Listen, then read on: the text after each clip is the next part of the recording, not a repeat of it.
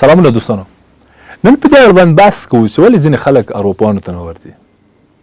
که څه هم زه په دې باور یم، زه په دې فکر یم چې اوس هم او دا څو وروستي کلونه موږ او زموږ د دفتر شمیره د نوبت نیولو لپاره ډېرې ستونزه لري. یعنې ډېر داسې خلک شته چې زه شخصا او زما همکاران تر اوسه پورې هم د هغوی ستونزو ته سم نه یو رسېدلي. یعنې ډېر داسې خلک شته چې پوښتنې لري، ستونزې لري، مراجعه کوي، اما موږ ټولو هغو ته نه یو رسېدلي. اما په ټوله کې دا زموږ کیسه ده. اما په ټوله کې ولې ځینې خلک په افغانستان کې اروپو ته نه ورځي؟ ولې دغه ذهنیت تر اوسه پورې عام سوی نه ده؟ علت او دلیل یې څه ده؟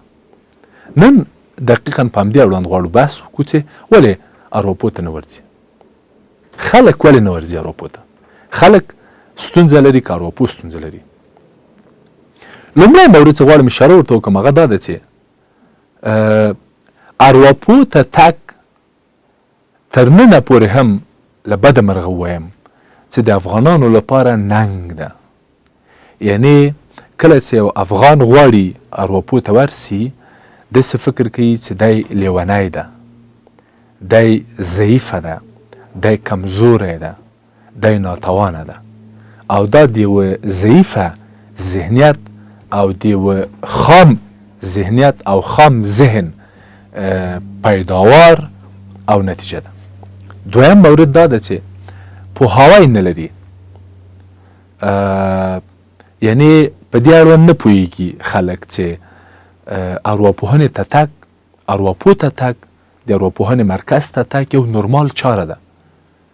موږ په همغه اندازه چې په جسم کې په سلګونو ناروغۍ لرو او د دغو جسمي سلګونو ناروغیو لپاره په هره کوڅه کې یو کلینیک ده، یو روغتون ده، یو شفاخانه ده. په همدغه ډول په همدغه اندازه موږ د اروایي ناروغیو د حل لپاره، د اروایي ناروغیو د له منځه وړلو لپاره هم موږ ضرورت لرو چې مراجعه وکړو کلینیک ته، ډاکټر ته او روانشناس ته. تر اوسه پورې له بده مرغه ووایم چې په دې برخه کې یو پوهاوی او عام پوهاوی نه ده رامنځته سوی. دریم مورد دا ده چې موږ د خلکو له قضاوته ډارېږو.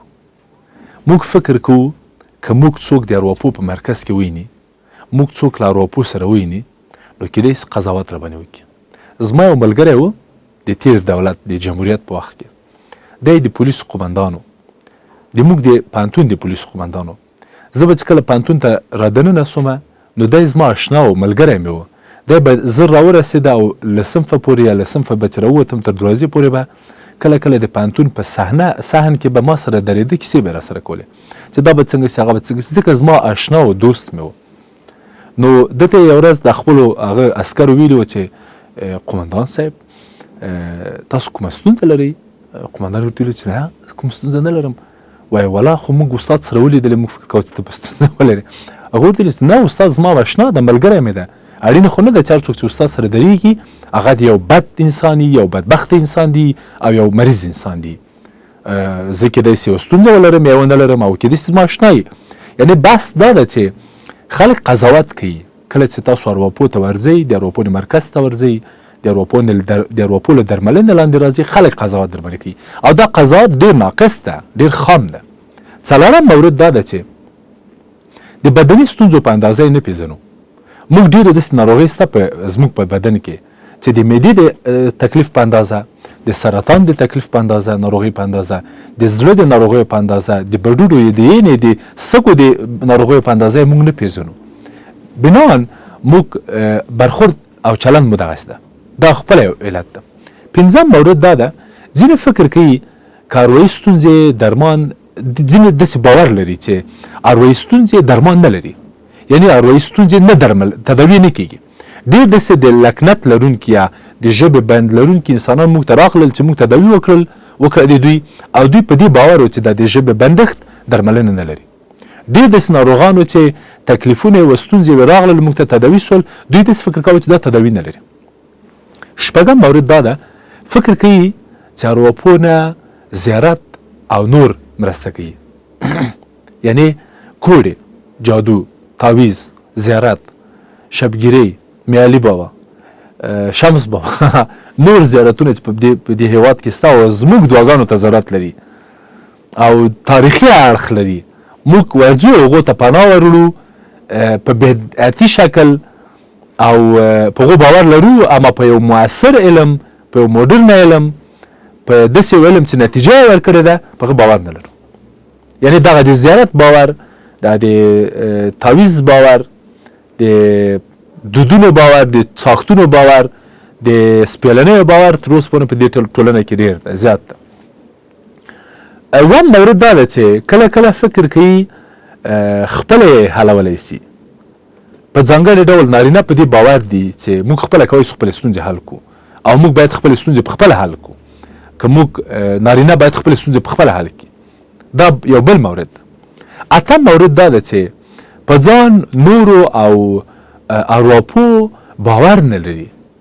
یعنې فکر کوي چې کیدای شي ارواپو ما سره مرسته ونشي کولی، کیدای شي زما ستونزه، یا مثلا زه ارواپو څوک ده، ارواپو کله پیږي، ارواپو کله مثلا ډېر داسې نرسست یا خودشیفته یا په ځان مین مراجعین موږ لرو چې په ټول افغانستان کې په ارواپوانو باندې، په ډاکټرانو باندې هېڅ باور نه لري. دا وایي څوک دي په نړۍ کې مثلا باور نه لري. داسې هغوی په دې باور دي چې مثلا موږ باید اروپایي ارواپوهان تداوي کړي، موږ باید غربي ارواپوهان تداوي کړي، یا مثلا موږ باید داسې ارواپوهان تداوي کړي چې دومره ډیګریانې ولري، دومره تجربې ولري. او دا نهم مورد دا ده چې اروايي درملنه لږ وخت اخلي، یعنې لږ اوږدمهاله ده.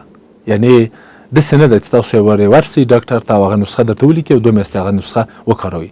نه، د ارواپوهانو درملنه داسې نه ده. تاسو باید 19 جلسه واخلئ له ارواپوه سره او پرته له دوا ده. یعنې مشخص په داسې تقلیدوو مونږ د ارواپوه کار لکه د ډاکټر چې موږ چې ډاکټر ته ورځو هغوی موږ ته دوا راکوي، نو راواشنا سم یا ارواپوه چې موږ کله ورځو باید همداسې یو څه راکړي، موږ لاړ شو هغه وکاروو بېرته راسو. در حال دا چې د ارواپوهنې په مرکز کې، د ارواپوه په اطاق کې، د درملنې په اطاق کې د انسان فکرونه بدلیږي، د انسان ذهن بدلیږي او هغه کیدای شي د شپېتو ټابلیټونو په اندازه کار په یو ورځ کې وسي. لږ اوږدمهاله ده او دا یو مورد ده. لسم مورد دا ده چې اروايي درملنه شاید قیمته وګڼي. یعنې دوی فکر کوي چې د ارواپوهانو فیس ډېر ده یا ډېر فیس اخلي یا دا ده هغه ده. دا هم کیدای شي یو مورد وي د خلکو لپاره. 11 مورد دا ده چې سالمه او بالغه ټولنه ارواپوه ته ورځي. یعنې موږ تر اوسه پورې د غرب په څیر، د اروپا په څیر او د ډېرو پرمختللو او صنعتي او پرمختللو بډایو د نړۍ لومړۍ درجې هیوادونو ته تر اوسه پورې هغې مفکورې ته تر اوسه پورې هم نه یو رسېدلي. یعنې ارواپوه ته تګ یا د ارواپوهنې علم ته ارزښت ورکول د یوې بالغې ټولنې کار ده، د یوې بالغې ټولنې چاره ده. وروستی مورد او 12 مورد دا ده چې له بده مرغه تر اوسه پورې رواج سوې نه ده. موږ ډېر او ښه ارواپوهان نه لرو چې د رواج ته یا د فرهنګ ته او د دې کلتوري کېدو ته کار وکړي. په همدې خاطر موږ متاسفانه ارواپوهانو ته نه ورځو. کیدای شي نور دلایل هم ولري، کیدای شي نورې انګیزې هم وي او د دې لامل څه وي چې موږ ارواپوهانو ته ورنسو. خو زما په نظر دغه مشخص دلایل و چې موږ دې ته اړ باسي چې د ارواپوهنې جلسو ته یا له ارواپوه نه د کومک اخیستلو ته نه لاس واخلو. په دې اړوند نور بحثونه، نور موارد او نور مسئلې هم شته چې په راروانو خپرونو کې به بحث پرې وکړو. اما که تاسو هم کومه پوښتنه درلودله، کوم څه تر اوسه پورې مبهم و درته، ضرور له موږ سره شریک کړئ. موږ به په راروانو خپرونو کې هغه هم وشاربو او بحث پرې وکړو. مننه.